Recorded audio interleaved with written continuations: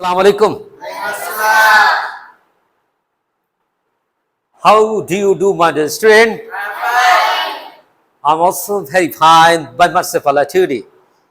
My dear student, I hope that you are all safe and sound and healthy today by mercy of Allah. If you attend your school regularly, you will gain moral or ethical education. Through learning, be able to improve your lives.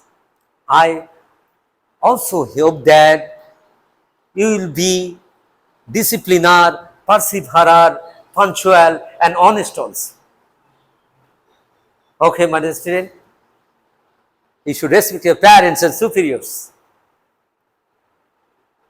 You should respect your teachers. Okay, my dear student, now I am going to teach you narration. Today I will teach you narration of imperative sentence. আজ আমি শেখাবো imperative সেন্টেন্সের direct থেকে indirect narration করার নিয়ম। What is imperative sentence?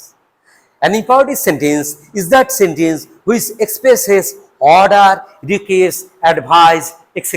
অর্থাৎ যে sentence দ্বারা আদেশ, উপদেশ, অনুরোধ ইত্যাদি বোঝায় তাকে বলে imperative sentence। যেমন always speak the truth, never tell a lie, help the poor, help the distressed people. Okay, my dear student? Okay, I hope that you have understood. Now, my dear student, এখন আমরা শিখাবো কোনটা reported verb, কোনটা reported speech. My dear student, sit down, everybody. দেখো, his father said to me, always speak the truth. My dear student, দেখো, he said to me, এটা হলো said হলো রিপোর্টিং ভার্ব, ফাদার হলো রিপোর্টিং ভার্বের subject, আর me হলো reporting ভার্বের অবজেক্ট। আর ইনভার্টেড কমার ভিতরে যেটা থাকে সেটা বলা হয় reported speech. Am I right? Okay, তাহলে অলওয়েজ স্পিক দ্য ট্রুথ, সর্বদা সত্য কথা বলো, এটা হলো ইম্পারেটিভ সেন্টেন্স। তাহলে দেখো এই রিপোর্টেড স্পিচ যদি ইম্পারেটিভ সেন্টেন্স হয় তাহলে ডাইরেক্ট থেকে ইনডাইরেক্ট করার নিয়মটা দেখো। প্রথমে সাবজেক্ট দেখো, সাবজেক্ট বসবে, তাহলে সাবজেক্ট মানে রিপোর্টিং ভার্বের সাবজেক্ট বসবে, তাহলে তারপরে সেই পরিবর্তে কি বসবে? রিকোয়েস্ট অথবা অর্ডার অথবা অ্যাডভাইস অথবা কমান্ড বসবে অথবা টেল বসবে। তারপরে কি বসবে? যদি অবজেক্ট থাকে তাহলে অবজেক্ট বসবে। ওকে, আর যদি দেখো এরপরে কি হবে? ইনভার্টেড কমা উঠে গিয়ে টু বসবে। তারপরে কি হবে? তারপর রিপোর্টেড স্পেসের মূল ভার্ব থেকে শেষ পর্যন্ত। দেখো এখানে দেখো মূল ভার্ব হলো স্পিক দ্য ট্রুথ, মানে স্পিক, তাহলে মূল ভার্ব থেকে শেষ পর্যন্ত হলো স্পিক দ্য ট্রুথ অলওয়েজ। ওকে, মানে such that example, তাহলে আমরা দেখো এখন আসি he said to, তাহলে father said to me always is the truth, তাহলে এই স্ট্রাকচার অনুসারে আমরা লিখতে পারি father সাবজেক্ট, তাহলে রিকোয়েস্ট বা অর্ডার যে কোনো একটা বলবে, যেহেতু এটা উপদেশমূলক। always is the truth, পিতা বলতেছে সর্বদা সত্য কথা বলে, এই যে আমরা এখানে অ্যাডভাইস লিখবো, যেহেতু এটা ফার্স্ট টেন্স তাই অ্যাডভাইসড হবে। ওকে, তাহলে ফাদার অ্যাডভাইস, তারপর অবজেক্ট বলবে কি? মি, তাহলে দেখো ইনভার্টেড কমা উঠে গিয়ে টু বসলো। ওকে, টু বসালাম। তারপর মূল ভার্ব দেখো, আপন স্পিক দ্য ট্রুথ লেখলাম, টু স্পিক দ্য ট্রুথ, আর অলওয়েজটা অ্যাডভার্ব এটা পরে বসালাম। Okay, okay my dear student, I hope that you have understood clearly. Okay, next my dear student, নেক্সটটা দেখো, he said to me respect your superiors, সে আমাকে বললো তোমার গুরুজনদেরকে শ্রদ্ধা করো। ওকে, তাহলে দেখো এটাও দেখো এখানে এটা উপদেশমূলক, তাই না? উপদেশমূলক না বাক্যটা?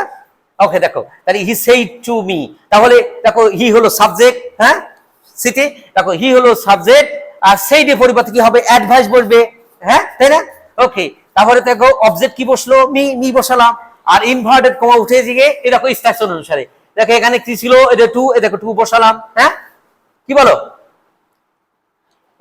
তারপরে কি এরপরে দেখো টু বসানোর পর রিপোর্টেড স্পিচের মূল ভাব থেকে শেষ পর্যন্ত, তাহলে এখানে রিপোর্টেড স্পিচ কোনটা? রেসপেক্ট ইউর সুপিরিয়র্স, এটা হলো মূল ভাব রেসপেক্ট, আর ইউর সুপিরিয়র্স হলো বাকি অংশটুকু। তাহলে টু রেসপেক্ট, এখানে মাই সুপিরিয়র্স কেন হলো? এখানে ইউর হলো সেকেন্ড পারসন, তাহলে এই রিপোর্টিং ভার্বের অবজেক্ট অনুসারে এখানে সাবজেক্ট বসবে, দ্যাটস হোয়াই এখানে মাই বসলো। ওকে, তাহলে he said to me respect your superiors, he advised me to respect my superiors. Understand, my dear student? I hope that you have understood clearly. Okay, my dear student. Now next, the captain said to the soldiers, fire on, গুলি করো। Command করতেছে, তাই না? Captain, দলনেতা। এটা কি বলবে?